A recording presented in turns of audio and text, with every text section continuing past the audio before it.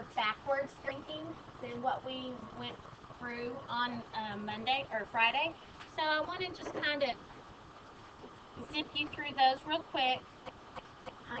I'll just ask you if you had any questions on 12 through 14, and then I'm going to talk about 15 through 18. Those technically are the kind of ideas that we're going to be going over today. Now you have the tools to do all of these. But this would be a situation where, I mean, if you can do 15 through 18, then you have been able to take data that I gave you or information and apply it in a way that I have not spoon-fed you how to do it. Okay? If you could not do 15 through 18, then, I mean, maybe you could have if you really tried hard enough, but if you could not do 15 through 18, then you were not able to think outside the box and apply something in a new and different way. And applying something in a new and different way is life, baby. Okay? So you gotta learn how to do that. Alright, but number 6. Number 6 said that 95% of the observations are below what z-score, so it was going backwards. So if you were thinking of a picture on this, and number 6 was about right here, so if you were thinking of a picture on this, then in essence, the question was, what is the location of this line? How many standard deviations is it above, such that what's below it is 95%? Okay?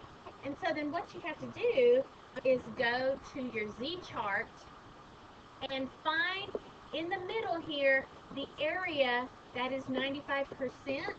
And once you do that, then you identify the z-score that corresponds with it. So you're going from the inside out for the problems that ask for the z-score. So then we would go find that. It's going to be right here in this section.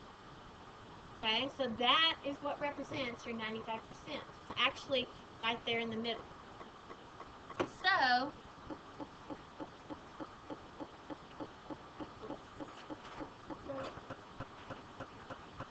if you take a look at the z-score that corresponds with that, and the z-score that corresponds with that is 1.64. You might also put 1.65. Either one of those are what corresponds with that. 1.64 or 1.65. Okay? Alright, so either one of those. Okay, and so then let's take a look at another one. Let's actually look at, say, number 10.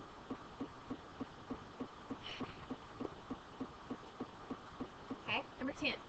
Find the z-score that separates the top 82% for the bottom 18%. So the key here is for you to know which numbers you look at in the z-chart.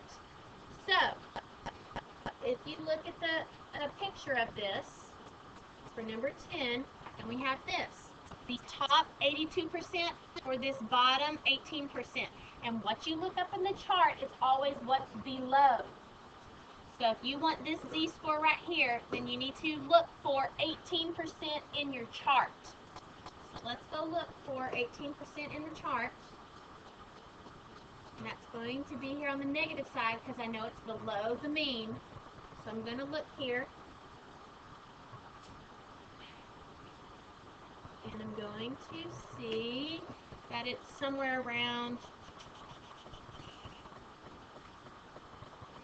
down here, sorry, right here, okay, somewhere in this section, okay, so it's about at negative 0.91, or you could say negative 0.92, okay, so that's how you go backwards in the chart, and that's what your numbers 6 through 11 are doing.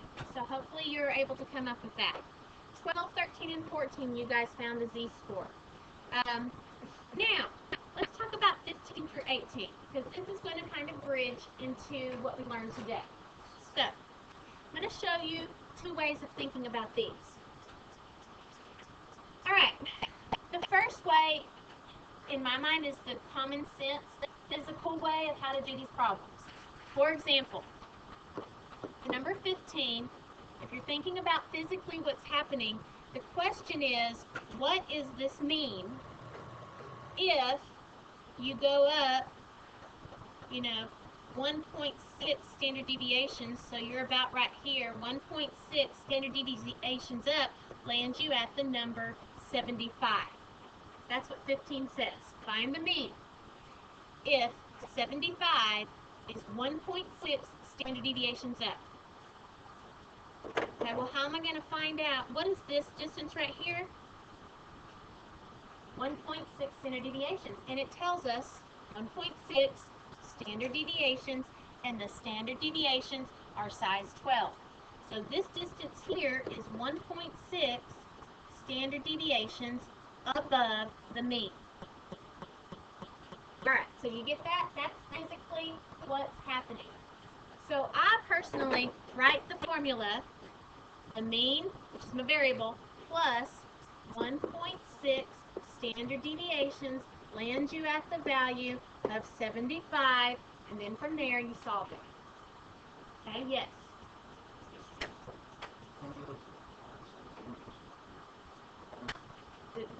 Perfect, yes. That's the other way that I was going to tell you. So you also have this other option. So that's one way to solve it. The other way is to plug, if you want to just plug into the formula, Z is your data minus the mean over your standard deviation. So let's take a look at what those values are. So of this black formula that I wrote here, which one of these things is the unknown? The mean. Okay, so this mean, that's a variable, and that's going to stay a variable. The other three items you have been told. And that's the way it's always going to be. You will have been given 3 out of these 4 items, and you are solving for one of them. So, after reading, when it says the number is 75, that is your piece of data. What letter represents your piece of data in this formula? X. So, your X is 75. Okay, and then it says you are 1.6 standard deviations. What variable is that representing? That is Z. Z is how many standard deviations you are away. So that means the Z is 1.6. And then, of course, it says the standard deviation being used is 12. So then you go right here and you fill in your 12. Okay, so when you do the math, the algebra, and this is just algebra 1, where you're going to multiply both sides by 12 and subtract and change your sign and such, okay, then that's going to be your answer. Those are the same answers, the same way of doing things, they're just rearranged depending on how your brain thinks. Okay, either way is great. Okay, so I want to give you a moment to correctly do, if you just slop something down for 16, 17, 18, then I want you to correctly do those right now with your group, 16, 17, 18, while I come around and stamp this assignment. So do that now. Okay, let's look real quickly at our answers on these. I actually have my answers on the pictures. So, okay, so number 1, the answer is 0.2546. Number 2 was 0.903. Okay, so notice this notation of how you're writing your answer though. Okay? Number 3 was 0.1089, and you guys are the first one checking this, so tell me if I messed up on that. Number 4 was 0.1465. Number 5 was 0.0441. Number 6 was the Z-score is what it was looking for, and that was negative 1.645. You probably actually just put negative 1.64 or negative 1.65. And 7 ended up being the same answer. It was the negative. Oh, this one up here is supposed to be positive, isn't it? Okay, so that one's supposed to be positive. Sorry about that. Okay, and then number 8 has both sides. It had the negative part and the positive part. Number 9 had the cutoff at the 60 percentile. You probably just have the 0.25 because yours did not. I did mine with a calculator, and I'm going to show you how to do that today. Number 10 had the cutoff at negative 0.91 or negative 0.192, either one of those. Number 11 had the cutoff at 0.67 or 0.68, whichever one you chose on that. 12 was again an area. With 12, you had to find the z-scores first. So you had to put this through the z-score form, or the first answer through the z-score formula, the second one, and then you found the area between those two z-scores was 0.1584, and I'll let you do that with your calculator where you did the norm CDF. Number 13, you also had to find the z-scores, and then that's 0.2051.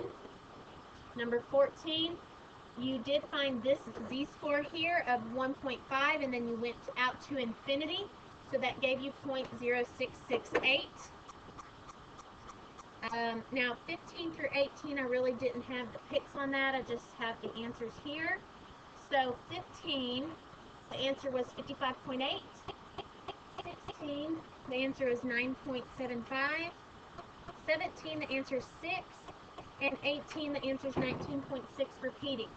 Okay, so you can check yourself on those. And there's that.